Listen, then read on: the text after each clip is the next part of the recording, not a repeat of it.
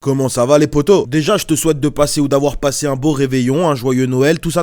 Profitez de vos proches, c'est important. Pour cette occasion j'étais obligé de faire un épisode un peu spécial de la série que vous préférez sur ma chaîne. En l'occurrence les faits et informations. Du coup ce sera non pas sur un personnage, mais plutôt sur l'ensemble des anciens piliers. Et en plus je vais te donner deux petites informations concernant l'ensemble des piliers. Du coup mon poteau, le meilleur cadeau que tu puisses me faire, c'est évidemment de valoriser mon investissement sur YouTube. Je l'ai jamais forcément dit et je pense que vous vous en doutez, mais j'ai un travail à côté. Et là où je veux en venir en vous disant ça les potos, c'est que ça prend beaucoup de temps tout ça. Donc la meilleure récompense que vous puissiez m'offrir les potos, c'est de m'emmener au prochain objectif de la chaîne. Autrement dit les 1000 abonnés. Explosez-moi cette barre de like avec panache. Mais surtout abonnez-vous si c'est pas déjà fait. Allez, trêve de blabla, on va y aller.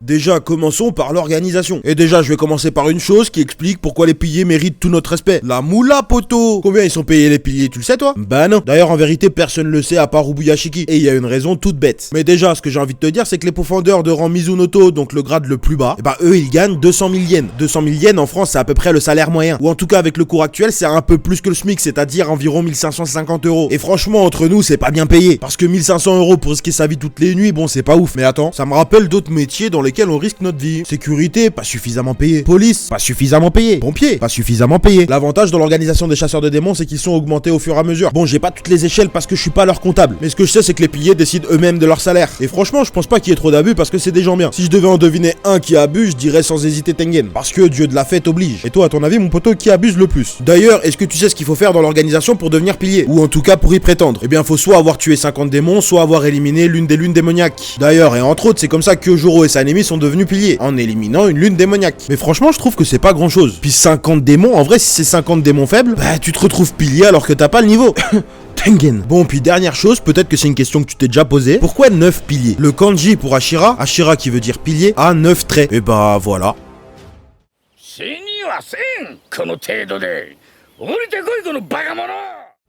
Passons à l'ancien pilier de la foot, Jigoro Kuwajima. J'ai déjà donné ces informations dans une autre vidéo, mais bon, une piqûre de rappel, ça fait jamais de mal. Sachant que les potos, je vais pas vous mentir, c'est difficile de trouver des informations sur les anciens piliers, et notamment des informations que tout le monde ne sait pas. En tout cas, pour Jigoro, il y a deux choses qui sont notables. La première, c'est qu'il a reçu un titre à part qu'aucun autre pilier connu n'a jamais reçu, puisque son titre n'était pas le pilier de la foudre comme on pourrait le penser. Tous les autres piliers ont un titre lié au souffle qu'il maîtrise, alors que lui se faisait appeler le pilier rugissant. Bon, évidemment que c'est lié à son souffle, parce que rugissant, ça fait penser au tonnerre, mais ça évoque aussi la vitesse, et c'est peut-être plus lié à ça qu'il a eu ce titre. En tout cas, ça le fait. Même si on connaît pas l'âge exact de Jigoro à l'image des autres anciens piliers, on sait aussi qu'il est retraité des chasseurs de démons depuis ses 35 ans, âge auquel il a subi une blessure pendant une lutte contre un démon, lutte pendant laquelle il a donc perdu une jambe. Seuls deux piliers ou anciens piliers sont connus pour avoir pris leur retraite après une blessure. Et pour le coup, je me pose souvent la question de savoir quel démon aurait pu lui faire ça, parce que pour moi, il y a vraiment très peu de chances que ce soit un démon inférieur. Même les lunes démoniaques inférieures sont surpassées par les piliers, on l'a vu notamment avec Rui et Giyu. Donc du coup, il y a seulement deux possibilités. Soit c'est bel et bien un démon inférieur, lune démoniaque inférieure compris, mais pas dans un combat égal, plutôt en le piégeant ou en l'attaquant à plusieurs, mais franchement ça me paraît quand même peu probable. Ou soit l'autre possibilité qui est selon moi plus plausible, même si elle me pose quand même un problème, c'est la possibilité qu'une des 6 lunes démoniaques supérieures lui a infligé cette blessure, sachant que les 6 lunes actuelles sont en place depuis longtemps. Ce serait donc un des démons qu'on connaît. Mais le problème c'est que justement on les connaît, et pour le coup je vois mal n'importe lequel des 6 le laisser repartir en vie après lui avoir coupé une jambe, surtout qu'on sait que ça arrivait au milieu d'une bataille. Donc bon, au final je sais pas, peut-être que ce sera révélé un jour dans un spin-off.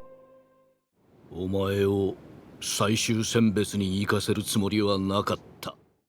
Pour Urokodaki Sakonji, franchement, il y a très peu de choses. Par exemple, même à l'école des pourfendeurs, on sait juste que c'est un employé. On le voit tenir ce qui ressemble à un balai entouré de Makomo et Sabito, mais à part ça, il y a rien de plus. Et du coup, même dans son histoire ou dans ses traits de caractère, il y a seulement deux choses qui ressortent. Et la première, franchement, j'en ai déjà souvent parlé. C'est tout simplement le fait qu'il porte un masque de Tengu parce que les démons se moquaient de son doux visage. Mais franchement, sachant que les démons qui se sont moqués l'ont regretté après, vu que c'est difficile de rire sans dents, d'ailleurs, c'est même difficile de rire sans tête. Et encore plus difficile de rire quand t'es poussière. Alors franchement, il aurait pu éviter de se vexer. Mais bon, la deuxième chose, et là, c'est un petit peu marrant, il ne tient pas du tout l'alcool, donc il ne boit pas. Ça va, je t'ai pas non plus dit que t'allais te bidonner. Je trouve juste ça marrant qu'on ait cette information comme si c'était important alors qu'on a quasiment rien d'autre en fait. Zen. En tout cas, je vois qu'il a l'air vraiment bon délire, hein, Urokodaki. Pas du tout. Konnichiwa, hajimemashite. Watashi wa Kocho Kanae to iimasu. Anata no namae wa? Kanae Kosho, elle est morte à 17 ans. Bonne ambiance. En même temps, y a pas d'autre façon de le dire. Elle était pilier de la fleur. Mais ça, bon, bah tu le sais déjà. Ou peut-être pas en fait. Enfin bref. La première chose à savoir, c'est qu'elle avait tous les bons traits de la famille Kosho. En fait, c'était un peu Tanjiro au féminin. Je vais t'expliquer pourquoi je dis ça. Kanae, elle était tellement gentille, elle avait tellement bon cœur, qu'elle éprouvait de la pitié pour son bourreau. Le thème de la vidéo fait que je dois en parler, mais je vais éviter de trop en dire pour ceux qui sont pas à jour. Donc je vais pas divulguer son nom, même si j'en ai déjà parlé X fois dans d'autres vidéos. En tout cas, dans celle-là, on appellera son bourreau Petit Pamplemousse. Et ben, Petit Pamplemousse, il a un petit problème. Il ressent aucune émotion. Peur, amour, tristesse, tout ça, il connaît pas. Oh, pauvre Petit Pamplemousse, que ça doit être difficile. Mais je m'en bats les couilles. Sauf que Kanae, pas du tout, elle a pitié de lui. On sait aussi qu'elle était pas d'accord avec les prénoms que Shinobu voulait donner à Kanao. Mais en même temps, si t'as besoin de Shinobu pour un prénom, ne l'appelle surtout pas Poto. Non, parce que elle aime les poissons, du coup elle voulait lui donner un prénom de poisson. Mais Poto, moi j'aime manger. Mais pour autant, je trouve pas que Triple Cheese ou Crispy Chicken ça fasse des beaux prénoms. Dernière chose sur Kanae Kosho, et ça concerne l'école des pourfendeurs. Parce que pour le coup, il y a beaucoup de choses sur elle. Déjà, c'est une ancienne élève. Et à son époque, elle faisait partie des 3 beautés de l'école. Ouais, parce qu'apparemment, dans leur école, il y a un classement des plus belles. Je vais pas te mentir, l'idée me plaît pas de ouf. Mais bref. Ensuite, elle est devenue professeure de biologie, et ça, y a rien d'étonnant. Mais ce qui est marrant, c'est qu'elle avait une passion pour l'occulte. Je sais que ça y ressemble, mais occulte, c'est pas un gros mot. Grossièrement, c'est juste le fait de pratiquer de la magie, de la divination, tout ça, tout ça. Dans le cas de Kanae, elle a des pratiques liées au bouddhisme, mais elle fait bien ce qu'elle veut. 大した才能もないのに剣士などなるからだ。どうせくだらんことを言い残しているんだろう。 Pour finir, parlons de Shinjuro Rengoku. Dans l'école des pourfendeurs, c'est le maître d'escrime au dojo. Et il déprime car il a de moins en moins d'adhérents. Ah, Covid, tu connais, hein. Ce qu'il y a de bien dans l'école des pourfendeurs, c'est que l'auteur parle aussi de certains personnages qui sont décédés avant l'histoire. Et en l'occurrence, elle y parle de Ruka Rengoku, la maman de Kyojuro. C'est pas le sujet, mais j'en parle là parce que c'est intéressant à savoir. En l'occurrence, Ruka est professeure de calligraphie et elle terrifie ses élèves car elle a le visage dur. Mais ce qui est marrant, et je sais pas si c'est le cas pour toi, moi quand je l'ai vu pour la première fois dans le flashback de Kyojuro, c'est aussi ce que je me suis dit. Deuxième chose que tu sais peut-être pas, c'est Shinjuro qui a sauvé la vie d'Iguro Banai des mains du démon serpent. Bien évidemment, à l'époque où il était encore pilier de la flamme et qu'il avait encore un tout petit peu d'honneur. Non mais t'as vu comment il parle de Kyojuro aussi? Je lui souhaite qu'à chaque fois qu'il est la chiasse, il y a déjà quelqu'un aux toilettes. Parce qu'en plus le mec déteste les animaux et on sait même pas pourquoi. Ça fait beaucoup là, non? Je pense qu'il a dû se faire mordre par un cygne quand il était jeune. Cheh. Donc normalement si tu me connais un peu, tu comprends pourquoi je l'aime pas. On a fait le tour, Poto, et du coup j'espère que t'auras appris quelques petites choses. Parce que comme je te l'ai dit, il n'y a pas beaucoup d'informations sur ces personnages, malheureusement. N'hésite pas à me dire en commentaire laquelle de ces informations t'a le plus surpris. Mais en attendant, cette vidéo arrive à son terme, j'espère qu'elle t'a plu et je te remercie de l'avoir regardé. C'était le pilier du renard, à la prochaine. 品津川が新入りごときの頭突きを食らうとはな。あれは実にいい頭突きだった。ああ、ド派手な音がしたぜ。